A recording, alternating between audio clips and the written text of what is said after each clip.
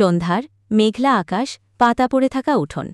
দুই বন্ধু রিদম আর নেহা পুরনো স্কুলের খেলার মাঠে খেলতে খেলতে স্কুলের পিছনের পুরনো অংশে ঢুকে পড়ে।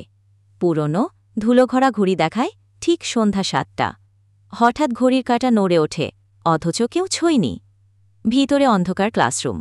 রিদম আশ্চর্য হয়ে বলে, তুই শুনলি? ঘণ্টা বাজল।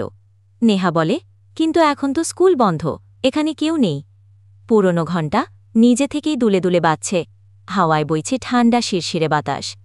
আলো আধারির মধ্যে হঠাৎ একজন সাদা পোশাক পরা ছায়ামূর্তি দেখা যায়। ভূতের গলা বলে, তোমরা আমার ক্লাসে এসেছ কেন?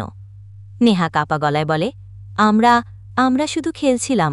ভূতের মুখ দেখা যায় না, কেবল তার ছায়া। সে ধীরে ধীরে এগিয়ে আসে। হঠাৎ একজন বৃদ্ধ লোক আসে, স্কুলের প্রাক্তন চৌকিদার।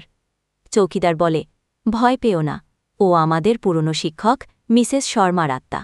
উনি আজও প্রতি শুক্রবার ঠিক ৭টায় ক্লাস নিতে আসেন। ভূতের ছায়া ধীরে ধীরে মিলিয়ে যায়, কিন্তু ঘণ্টা শব্দটা আবার একবার শোনা যায়। রিদম ও নেহা যায় হাসতে হাসতে। নেহা বলে, যতই ভূত হোক, পড়াতে কিন্তু ভালোই জানেন। ধীরে ধীরে পুরনো স্কুল বিল্ডিংয়ের দিকে তাকিয়ে ধ্বনি দেয়, টান টান টান।